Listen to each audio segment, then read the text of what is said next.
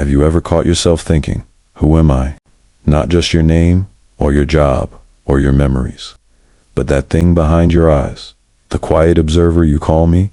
Now, what if I told you that you don't actually exist? At least, not in the way you think you do. Your brain is a storyteller.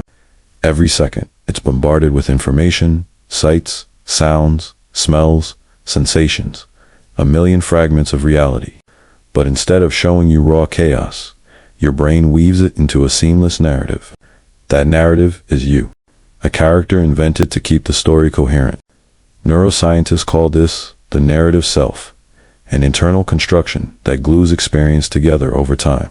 Without it, everything would just be disconnected flashes of existence. In the 1960s, researchers studying patients with a severed corpus callosum, the bridge between the brain's hemispheres, stumbled onto something eerie. When one hemisphere was asked a question, it could give a completely different answer from the other. Two consciousnesses, living in one skull. When one half saw an image and the other didn't, the patient's explanation for their behavior was completely fabricated, but they believed it. It's as if the left brain was inventing reasons to justify actions it didn't understand. Sound familiar? That's what our brains do all the time. Invent stories that make sense, whether they're true or not. Philosopher Julian Baggini calls it the ego trick. The brain's ability to create a sense of a single, unified self out of billions of neurons firing. It's a magic show, convincing, persistent, and utterly deceptive.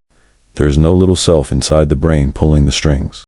No captain at the helm, only processes, thoughts appearing, emotions arising, memories being stitched together. You are the sum of experiences, constantly rewritten in real time. Every moment you're being edited. The you that exists right now isn't the same one who started watching this video.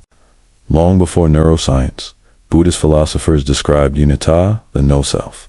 They taught that clinging to a fixed identity is the root of human suffering. We mistake the ever-changing flow of sensations for something permanent, a solid I. But like a flame flickering from moment to moment, the self only appears continuous. The more you look for it, the less there is to find.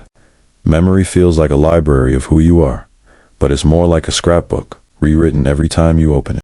Every recall subtly changes the memory, blending truth and fiction.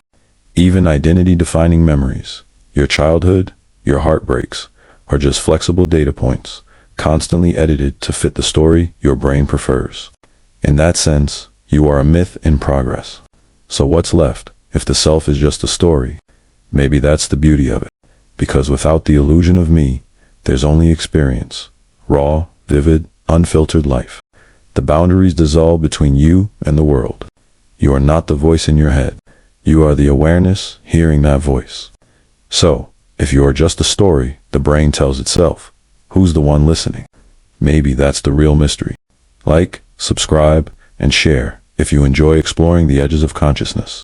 And tell me in the comments, do you believe in the illusion of self? Or do you feel there's something deeper watching from within?